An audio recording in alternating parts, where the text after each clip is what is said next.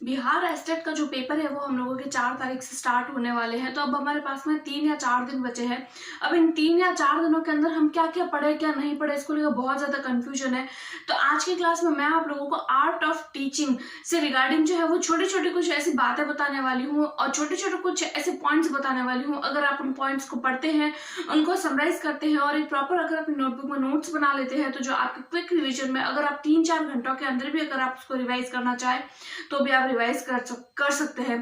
तो इस तरीके से मैंने छोटे छोटे जो है वो कुछ पॉइंट्स हैं, कुछ ऐसे मोस्ट इंपॉर्टेंट जो पॉइंट्स हैं उनको ऐसे अपनी नोटबुक में लिखा है, जो मैं अभी आप लोगों को बताने वाली हूँ, जो आप लोगों की क्विक रिविजन में और आप लोगों का जो पेपर है उसको क्लियर करने में बहुत ज्यादा हेल्प करेंगे। तो चलिए बिना किसी देरी के हम हमारी वीडियो को स्टार्ट करते हैं। बिहार एस्टेट 2023 के लिए जो मोस्ट इंपॉर्टेंट कुछ छोटे छोटे पॉइंट्स है वो मैं आप लोगों के साथ में शेयर कर रही हूँ। अगर आप लोग मेरी वीडियो को देख रहे हैं तो ये शॉर्ट नोट्स जो मैंने अपने हैंड रिटन है, आप खुद अपनी नोटबुक में इसको नोट करिए, ताकि ये एग्जाम से कुछ एक घंटों से पहले आप लोगों को क्विक रिविजन में बहुत ज़्यादा हेल्प करेंगे। तो देखिए, सबसे पहले हमारा जो टॉपिक जो मैं आप लोगों को बताने वाली हूँ वो है हमारा माइक्रो टीचिंग। देखिए, माइक्रो टीचिंग के बारे में सबसे पहले मैं अगर आप लोगों को बताऊँ तो इसको हिंदी में क्या बोलते हैं, तो देखिए माइक्रो टीचिंग को हिंदी में सूक्ष्म शिक्षण बोला जाता है। और इसको सबसे पहले बताया इसके बारे में किसने था, तो देखिए इसके बारे में सबसे पहले ड्वाइट एलन ने बताया था, या ड्वाइट ने बताया था। और इंडिया में अगर मैं बात करूं कि इसके बारे में सबसे पहले किसने बताया था, तो देखिए इंडिया में इसके बारे में सबसे पहले डी तिवारी ने बताया था। देखिए, अगर आप लोग माइक्रो टीचिंग से रिगार्डिंग सिर्फ ये कुछ एक बातें याद रख लेते हैं, ये आप लोगों के लिए बहुत ज़्यादा हेल्पफुल होने वाली है। और ये वही टॉपिक है जो आप लोगों के सिलेबस में सीधा सीधा दे रखा है। आज की वीडियो में मैं सिर्फ और सिर्फ आप लोगों के साथ में शॉर्ट नोट्स ही शेयर करने वाली हूँ, क्योंकि बड़े नोट्स और ज़्यादा लेंथी नोट्स पढ़े अभी हमारे पास में उतना टाइम नहीं है। अगर आप लोग सिर्फ इतने नोट्स को पढ़ते हैं तो भी आप अपने एस्टेट को एग्जाम को बहुत अच्छे से क्लियर कर सकते हैं।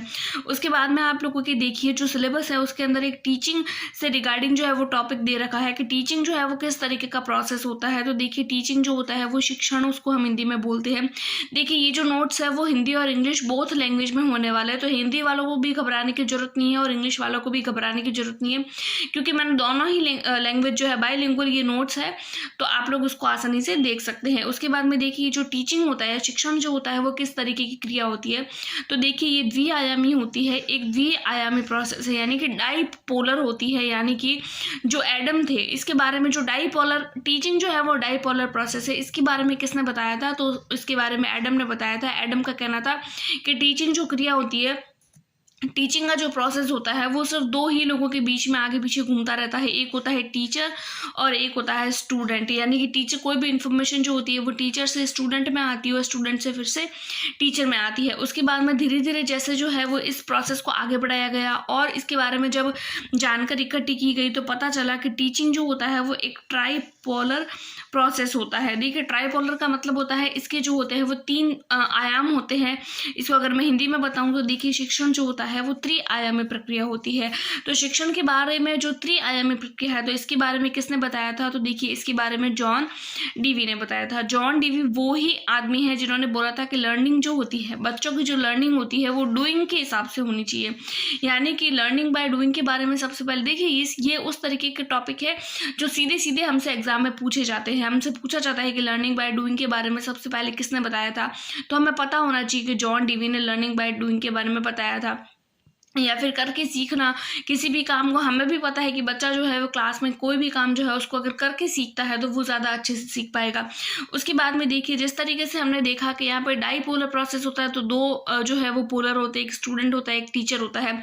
उसके बाद में देखिए, अगर ट्राइपोलर प्रोसेस की बात करूँ तो ट्राइपोलर प्रोसेस में कौन कौन होते हैं, तो देखिए टीचर और स्टूडेंट तो फिक्स्ड है ही कि ये तो होंगे ही, क्योंकि देखिए टीचर जो है वो पढ़ाने के लिए ज़रूरी है, स्टूडेंट जो है वो पढ़ने के लिए ज़रूरी है। तो तीसरा क्या होता है, तो तीसरा होता है करिकुलम। यानी कि करिकुलम का मतलब होता है पाठ्यक्रम होता है, जो भी बच्चे के आसपास जो स्कूल से रिगार्डिंग भी है, स्कूल से रिगार्डिंग नहीं भी है, यानी कि स्कॉलस्टिक भी हो सकता है, नॉन स्कॉलस्टिक भी हो सकता है, यानी वो शिक्षण से रिगार्डिंग भी हो सकता है, बिना शिक्षण के, जिसको हम नहीं बोलते हैं स्कूल में अदर एक्टिविटीज़ बोलते हैं, लाइक स्पोर्ट्स है, डांस है, अदर एक्टिविटी वो सारी, तो वो सब जो होती है वो हमारी करिकुलम के रिगार्डिंग जो है वो आती है। उसके बाद में अगर मैं तीसरे टॉपिक की बात करूँ तो देखिए तीसरा होता है CCE।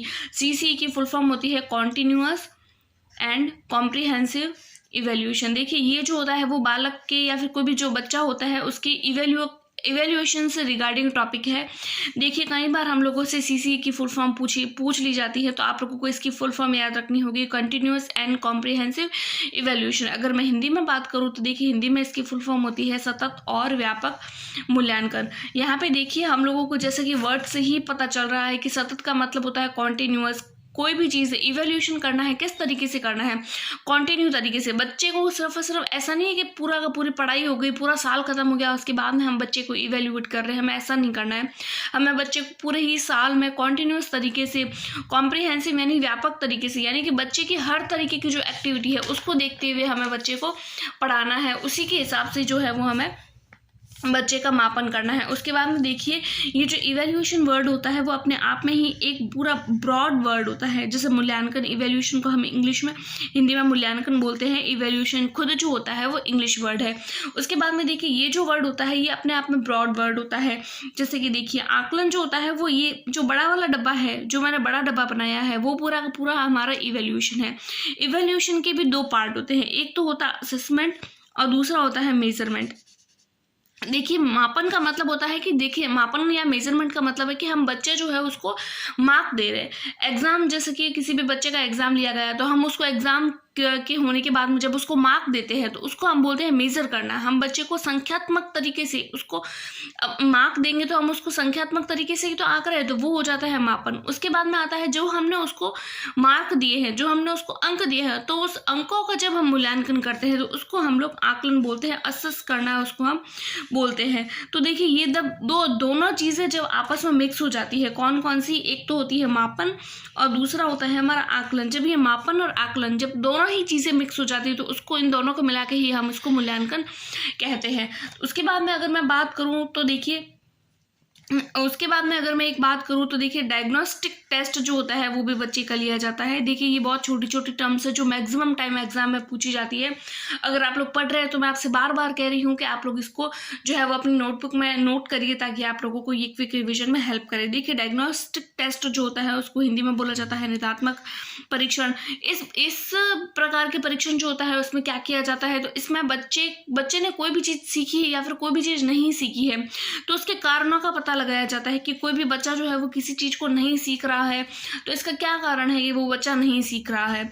जब हमें उसके कारणों का पता चल जाता है तो उसके बाद में हम जो उपचार करते हैं कि कारण का पता चल गया, अच्छा ये कारण है, ये बच्चा नहीं पढ़ रहा है, क्यों नहीं पढ़ रहा है, कोई बच्चा जो है वो किसी काम को क्यों नहीं कर पा रहा है, उसके बाद में हम उसका उपचार करते हैं तो उसको हम उपचारात्मक शिक्षण जो है उसको कहते हैं। इसको इंग्लिश में हम रेमेडियल टीचिंग भी बोलते हैं। तो देखिए इसको हम हिंदी में उपचारात्मक शिक्षण बोलते हैं, इंग्लिश में रेमेडियल टीचिंग बोलते हैं।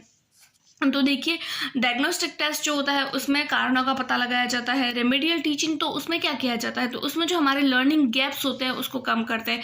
अब ये लर्निंग गैप्स क्या है, देखिए लर्निंग गैप्स का मतलब होता है जैसे कि कोई भी कारण है उसका हमें पता चल गया कि मान लीजिए कोई बच्चा जो है वो स्कूल रोज लेट आ रहा है तो उसका क्या कारण है, तो उसको कारणों को जानने के बाद में उस कारण को ख़त्म करने की हम कोशिश करेंगे कि क्या कारण है बच्चा स्कूल नहीं आ रहा है।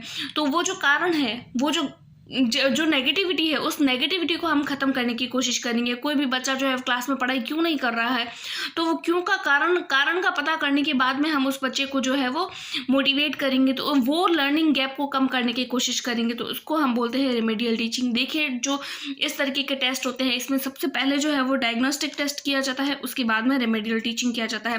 तो आज की वीडियो में मैं आप लोगों को इतना ही बताऊँगी। मैं आप लोगों को नेक्स्ट वीडियो में और बताऊँगी। अगर आप लोग ये 4-5 दिनों की जो कॉन्टिन्यूस क्लास है इसको भी अटेंड कर लेते हैं तो आप लोग बहुत ही अच्छा अपना स्कोर जो है वो स्टेट एग्जाम में कर पाएंगे।